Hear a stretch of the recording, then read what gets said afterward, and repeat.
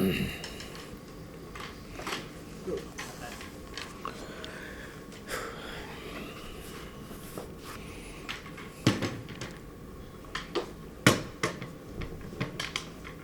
the 3-0 weekend feel? It's a good weekend. Proud of our team. Thought we executed really well, all phases. Did we have an error today? They had one that I think they gave you all. Okay. Chris's throw, I think. Oh, yeah. No, Danny's throw. Yeah. Okay. Outside of that play, air-free baseball and defense. The pitchers did a great job competing in the slots that we had them in, and really executed well. And then offensively, just a lot of different stuff. Kind of a weird day with the wind, and we got one pitch up that Jake hit out. But other than that, manufactured a lot of runs, a lot of quality at bats, took advantage of free bases or mistakes and turned it into a lot of runs. So we scored 7 last night. So that's 29 over a 3-game weekend is really good when you're in conference play. So, so mission accomplished, and pack up and move on. With Ethan, he gets a couple of at-bats against righties today. What did you sort of see with him and his approach, and what made him so successful today? Yeah, I thought he had a great day. So the first one, huge hit right there. I thought he just competed well with 2 strikes, fouled a couple pitches off, spit on a couple balls, and then, he's strong. So ripped one down the line to get the thing started. And it's always good to get off to a good start. We've been a very good first inning team, especially here recently. He's been a part of that when he plays. And then I liked Lovett. We were pretty lined up for what he was going to do, and saw an opportunity right there. He executed a good job on the hit and run, and then big 2-out hit, staying inside of him again. So really good job by Ethan today. You talked about the first inning success y'all have had recently. I think it's like 5 of the last 6 games y'all have scored in the first. Just what's kind of the key to starting off hot against pitchers that they haven't faced yet? Well, Coach Burtman used to talk about the inevitable 2. There's 2 runs in the first inning because the pitcher's trying to settle in, the umpire's trying to settle in. There's an opportunity there, and usually your best hitters are coming up. Now, we have a lineup full of good hitters, but you're starting with a guy that 5 quality at-bats today again.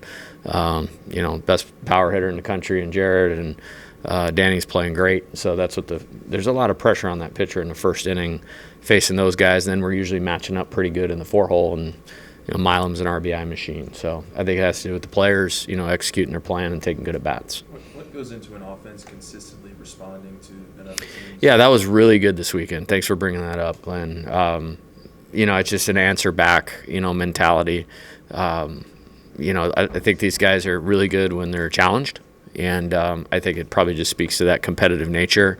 But just focusing on what's in front of them. It's like, you don't get disappointed by maybe the other team scored 1 or 2. Just get back to playing offense.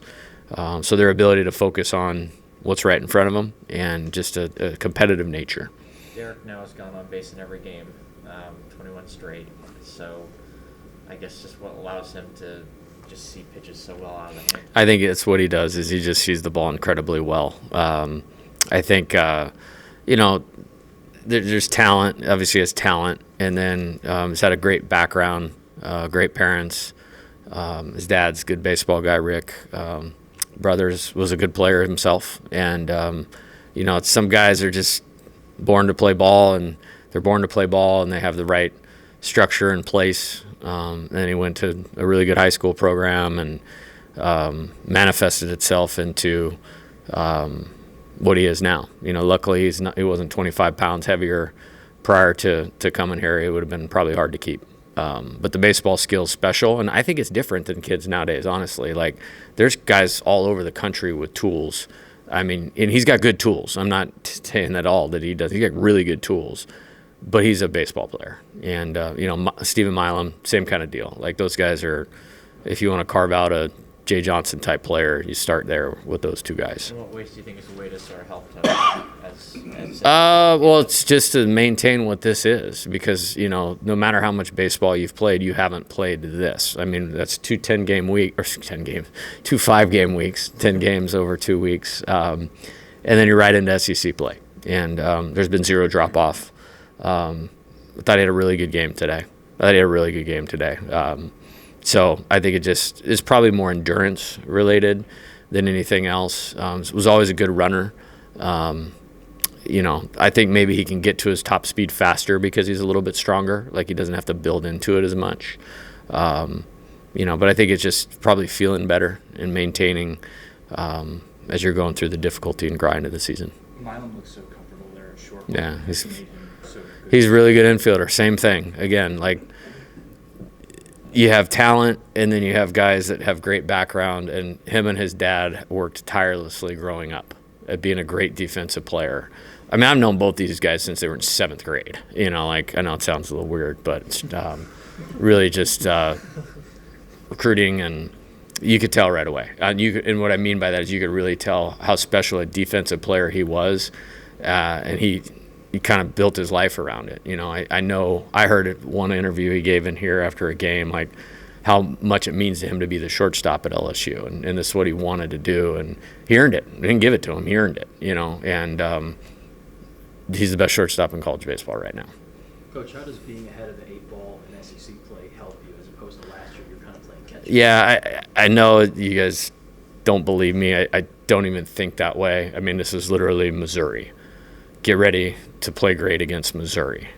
And then it's the next one. And I think it's twofold. It's like it's always coming.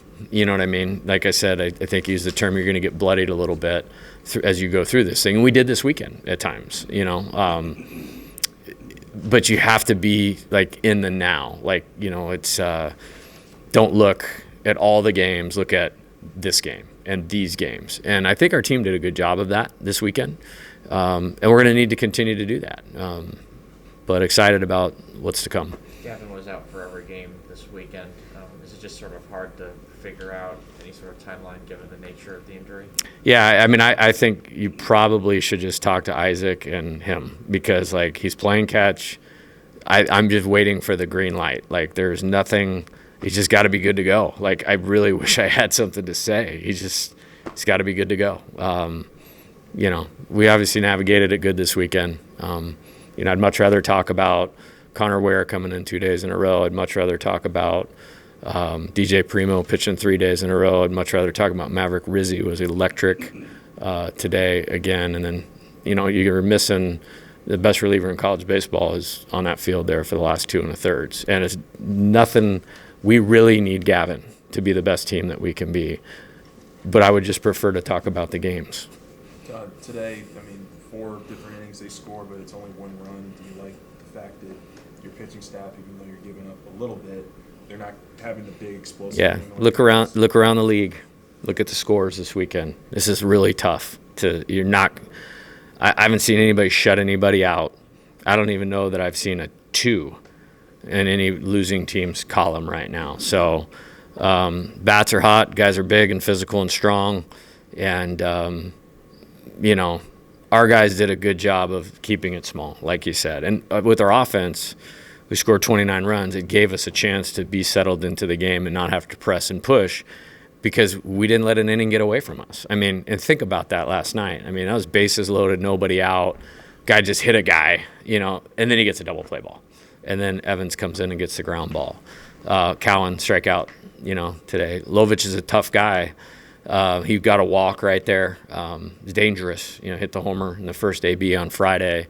We did a pretty good job with him after that, but we walk him, it's bases loaded, and that's the biggest out of the game right there. It's, guy hits one up in the wind, and now it's 9-7, and here we go. I had enough of that last night, so I'm really glad we struck him out. With Maverick, what do you think he did better today? He's just growing up. Yeah, I think the strikes piece, simplest form, but I think he's made some good adjustments from, mindset standpoint is what I would say. He's made really good mindset adjustments to where he has so much talent. He has so much ability. He's he'll pitch for a long time. He's a major leaguer. There's no doubt in my mind. And this is just how do you say it? Worcester? Worcester, sorry. Worcester. Yeah, say it like, I'm trying to say it. Yeah, it's good. Yeah, so Alex Box Stadium, first SEC weekend is a long ways away from, high school baseball in the Northeast. And I'm super pleased with his development. He has all the talent. He's got a great mindset. it's coming, and I think today was a huge step in his progression today. I think start with strikes and poise, composure, execution. Slider was good. Played off the fastball well, but I think it's just experience. Did this weekend sort of prove how important DJ is for you? Oh yeah, 100%. And it was kind of weird. Like, I don't remember if it was last weekend or Tuesday. We got him up a couple times, and we didn't go to him. And it was a good opportunity to kind of reset the deck and talk to him. It's like, hey man, you might pitch in all 3 this weekend. I saw some things where I thought he could be successful, and I don't know how they do it, but the 1 run he gave up today, that you should put that on the coach's ERA for asking him for 3 days in a row. So can you guys do that? Can you put Jay Johnson down there at the bottom with the, he did a great job this weekend. Did you learn anything about your team this weekend particularly? We treat every game like a playoff game. We don't label them any different than that. So it's I think it's the 21st or 22nd round of the playoffs on Tuesday. So honestly, it didn't feel any different. A lot of people talk about conference play, and rightfully so. It's the best league by 1 billion in college baseball. Our job was just to show up at the party, and I think we showed up at the party. The line for Chase wasn't pretty, but do you think he was a little bit, I guess a little bit better today than he was the last 2 starts? Just not as much contact, and he got some bad luck today. No. Yeah, I thought he had a great first. I thought it was a good one in the second. I thought he got outside himself a little bit in the third with the 2 free bases in the balk. He needs to learn from that. But then I thought he really competed after that. And then we were just in the spot where we were going to Connor. If he got the last guy out, I'm gonna let him go out there and get the win in the 5th, or go for it at least. But he didn't get that last guy out, and so we had 2 guys on. It was the right time to bring in Connor. We switched Cerner around when the wind's howling in from left field, and he punches him out. So great job by Connor. But I'm good with where Chase is at, and I think he'll take from today and learn from it. It's, again, just like we were talking about, Maverick is growing every time he goes out there. That's the same. Chase Shores, Jared Jones, Josh Pearson, they're still growing and getting better as we go through this thing, and I know he will. I feel like he was fine, honestly. I'm not down on that at all. Coach, Sundays were tough for you guys at the beginning of the season last year, conference play-wise. What do you think is allowing you, I know it's only been 1 year, but allows you to come in on Sunday here and get a win like this? We're better. Yeah, we're better. And, again, this is a different deal. Like, even the guys that were in the jerseys last year that are in the jerseys this year, they're different too. And we're going to 97 miles an hour with sink and a slider in the 5th inning on Sunday. So, and again, we're going to guys that helped us win a national title. So I love those guys. Like, Nate Ackenhausen's on my all-time team. Guidry's on my all-time team forever. Those guys could do no wrong in my eyes. But when you're talking about just like pure stuff with strikes, far superior, and it was great. A lot of them first time around. A lot of people missed that. Other than Kate Anderson, I don't think anybody has thrown an SEC inning, and they did pretty darn good this weekend. Coach, what are the main points of emphasis going into next week and before you head out to Texas? Yeah, so tomorrow is off. We got a lot of guys that needed training room, recovery, lift on their own, get their bodies back. It was a pretty narrow window of players we used for the weekend. When you talk about Luis catching all 3 games, middle of the field was the same for all 27 innings. So we have to really take care of their bodies. And then Tuesday, I know New Orleans, they won Friday and Saturday. I don't know if they won today or not. I don't take my phone out of my locker. So it's going to be a good competitive game. It was a really good competitive game last year. It started our ascent to be a really good team, was that game. So get focused on that. And then, Wednesday, depending on how that game goes, we may need to get some more guys some work and then evaluate what we need to do, get ready, and then we'll fly over there on Thursday. All right, thank you, Coach. All right, thanks, guys. Appreciate the coverage this weekend. Thank you.